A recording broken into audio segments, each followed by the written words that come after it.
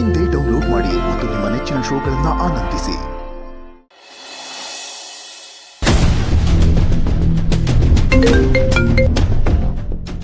Hello ಅಕ್ಕ, ನಾನೇ ನಿನಗೆ ಕಾಲ್ ಮಾಡೋಣ ಅಂತಿದ್ದೆ ಕಣೆ, ಅಷ್ಟರಲ್ಲಿ ನೀನೇ ಮಾಡಿದೆ ನೋಡು. ಅಲ್ಲಿ ಏನು ನಡೀತಿದ್ಯೋ, ಆದಿ ಹೇಗಿದ್ದಾನೆ ಅನ್ನೋ ಟೆನ್ಷನಲ್ಲಿ ಕೈ ಕಾಲೇ ಆಡ್ತಿಲ್ಲ ಅಂಜು. ಆದಿ ಬನ್ನ. ಅಯ್ಯೋ ಯಾಕೆ ಕೇಳ್ತೀಯ, ಇಲ್ಲಂತೂ ದೊಡ್ಡ ಡ್ರಾಮಾನೇ ನಡೆದೋಯ್ತು. ಏನು? ಅವಳೇನು ಓದಿಯೋದು, ನನ್ನ ಮಗಂದು ಇವತ್ತು ನಾನೇ ಓದಿದ್ದೀನಿ.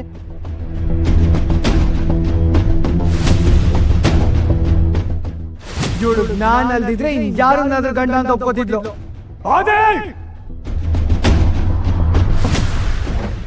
ಯಾಕೊಂದು ದೊಡ್ಡ ವಿಷಯ ಇದ್ರೆ ಕೊಟ್ಬಿಡಿ, ಕುಡಿ ಸಾಯ್ತೀನಿ. ಓ ಗಾಡ್, ಅಪ್ಪ ಅಮ್ಮ ಹೇಗಿದ್ದಾರೆ? ಎಲ್ಲರೂ ತುಂಬ ಡಿಸ್ಟರ್ಬ್ ಆಗಿದ್ದಾರೆ ಕಣೆ. ಅಮ್ಮನಂತೂ ಕೇಳಲೇಬೇಡ. ಅಪ್ಪ ಗೊತ್ತಲ್ಲ, ತಾತ ಥರನೇ ಅಮ್ಮನ ಸಮಾಧಾನ ಮಾಡೋದಕ್ಕೆ ಟ್ರೈ ಮಾಡ್ತಿದ್ದಾರೆ. ಒಟ್ನಲ್ಲಿ ಮನೆ ಅಂತೂ ಟೆನ್ಷನ್ ಝೋನಲ್ಲಿ ಇದೆ ಅಕ್ಕ. ಬಟ್ ಆದಿಯನ್ನ ನೋಡಿದ್ರೆ ಭಯ ಆಗ್ತಿದೆ. ನಾನು ಆದಿ ಜೊತೆಲಿ ಮಾತಾಡಬೇಕು. ಪ್ಲೀಸ್ ಅವನಿಗೆ ಫೋನ್ ಕೊಡು. ಅವನು ಅವಾಗಲೇ ಕುಡ್ಕೊಂಡು ರೂಮ್ ಒಳಗೆ ಹೋದ. ನಾವ್ಯಾರೂ ಒಳಗೆ ಹೋಗಿಲ್ಲ. ಇರುವ ನಿಮಿಷ ಟ್ರೈ ಮಾಡ್ತೀನಿ.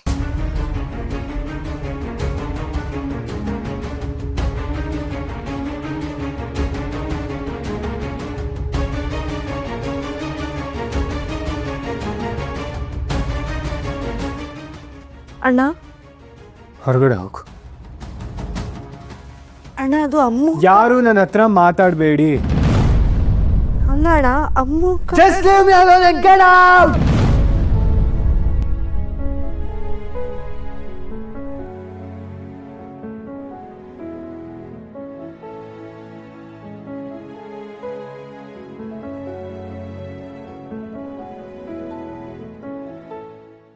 ಅಕ್ಕ, ಕೇಳಿಸ್ತು.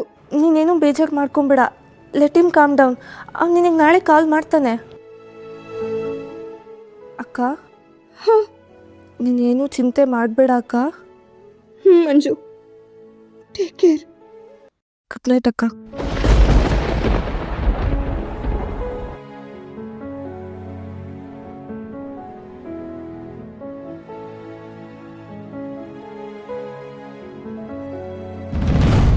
ಅದಕ್ಕೆ ಮುಂದೆ ಪಲ್ಯ ಸಾಕಲ್ವಾ?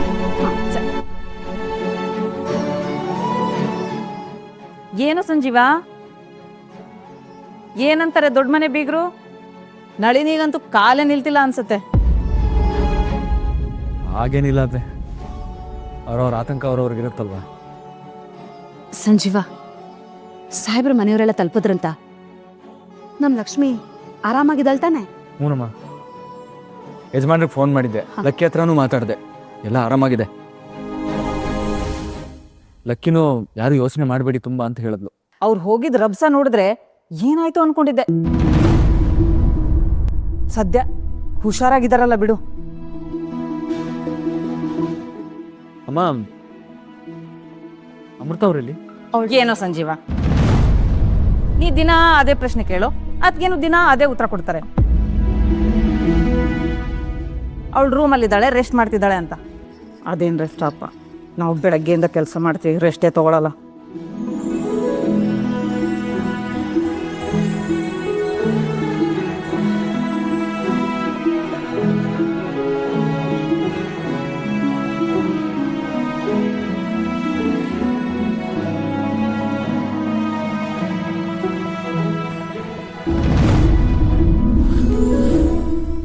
ಸಾರಿ, ಡಿಸ್ಟರ್ಬ್ ಮಾಡಿದೆ ಅನಿಸುತ್ತೆ.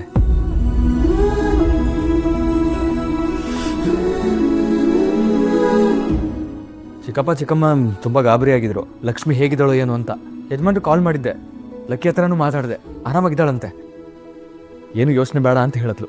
ಅವಳಿಗೇನು, ಆರಾಮಾಗೇ ಇರ್ತಾಳೆ. ಹಾಳಾಗಿದ್ದು ಆದಿ ಲೈಫ್ ತಾನೆ.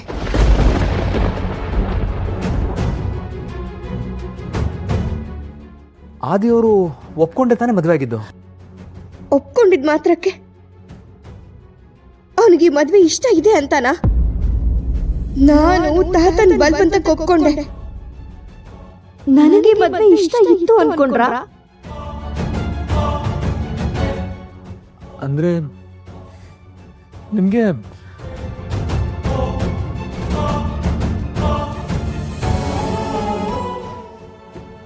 ಹೇಳಿ ಅಮೃತ,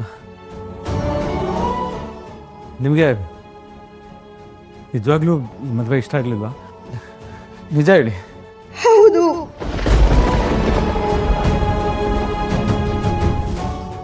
ನನಗೆ ಈ ಮದುವೆ ಇಷ್ಟ ಇರಲಿಲ್ಲ. ಲಕ್ಷ್ಮಿ, ನಿನಗೆ ಎಲ್ಲರ ಮೇಲೂ ಸಿಟ್ಟು ಬರ್ತಿದೆಯಲ್ವ ಮಗಳೇ?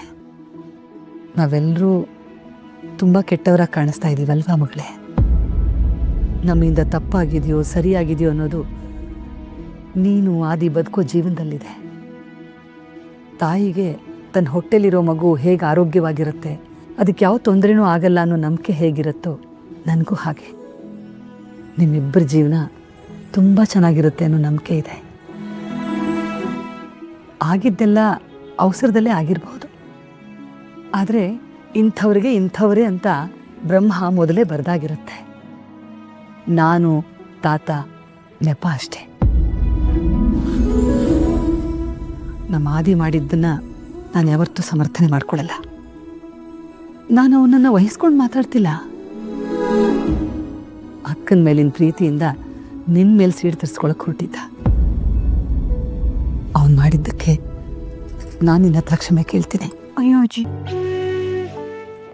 ನೀವ್ಯಾಕೆ? ಇಲ್ಲಮ್ಮ, ಅವನು ಮಾಡಿದ ತಪ್ಪು. ಆದರೆ ಒಂದು ಮಾತು ತಿಳ್ಕೊ, ಅವನೇನು ಮಾಡದೆ ಹೋಗಿದ್ರೆ ಇನ್ನೂ ದೊಡ್ಡ ತಪ್ಪಾಗಿರೋದು. ನೀನು ಆ ರಾಕ್ಷಸನ ಮದುವೆ ಆಗಬೇಕಾಗ್ತಿತ್ತು. ಈ ಮನೆಯಲ್ಲಿ ನಿನ್ನ ಜೀವನ ತುಂಬ ಚೆನ್ನಾಗಿರುತ್ತೆ ಅನ್ನೋ ಭರವಸೆ ನಾನು ಕೊಡ್ತೀನಿ ಲಕ್ಷ್ಮಿ. ಯಾಕೆಂದರೆ ನೀನೀಗ ಈ ಮನೆ ಸೊಸೆ, ಇದು ನಿನ್ನ ಮನೆ. ಆದರೆ ಅಜ್ಜಿ, ಆದಿಗೆ ನನ್ನ ಕಂಡ್ರೇನೆ ಆಗಲ್ಲ. ನನ್ನ ಮೇಲೆ ದ್ವೇಷ ಇದೆ ಅಂತ ನೀವೇ ಹೇಳಿದ್ರಿ. ಇಲ್ಲ ಲಕ್ಷ್ಮಿ, ಅವನಿಗೆ ಸ್ವಲ್ಪ ಮುಂಗೋಪ ಜಾಸ್ತಿ, ದುಡುಕು ಸ್ವಭಾವ. ಆದರೆ ತುಂಬ ಒಳ್ಳೆ ಮನಸ್ಸಿದೆ. ಅವನ ಮನಸ್ಸು ತಿಳಿಯಾದ್ಮೇಲೆ ಅವನೇ ದಾರಿಗೆ ಬರ್ತಾನೆ. ಅವನ ಜೊತೆ ಮಾತಾಡು ಲಕ್ಷ್ಮಿ. ಆದಿಗೆ ನಾವೆಲ್ಲ ಎಷ್ಟೇ ಹೇಳಿದ್ರೂ ಸರಿ ಹೋಗಲ್ಲ ಲಕ್ಷ್ಮಿ. ನೀನು ಅವನ ಜೊತೆ ಕೂತ್ಕೊಂಡು ಮಾತಾಡ್ದಾಗಲೇ ಎಲ್ಲ ಸರಿ ಹೋಗೋದು. ನೀವಿಬ್ಬರೇ ಕೂತು ಮಾತಾಡಿ ಸರಿ ಮಾಡ್ಕೋಬೇಕು ಮಗಳೇ. ನೀನು ಇಡೀ ಜೀವನನ ಈ ಮನೆಯಲ್ಲಿ ಬಾಳಿ ಬದುಕಬೇಕಾಗಿರೋಳು. ಈ ಅಜ್ಜಿ ತಾತ ಹೋದ್ಮೇಲೂ ಇದು ನಿಂದೇ ಮನೆ ಮಗಳೇ. ಎಲ್ಲ ಸರಿ ಹೋಗುತ್ತೆ ಮಗಳೇ, ನನ್ನ ನಂಬು.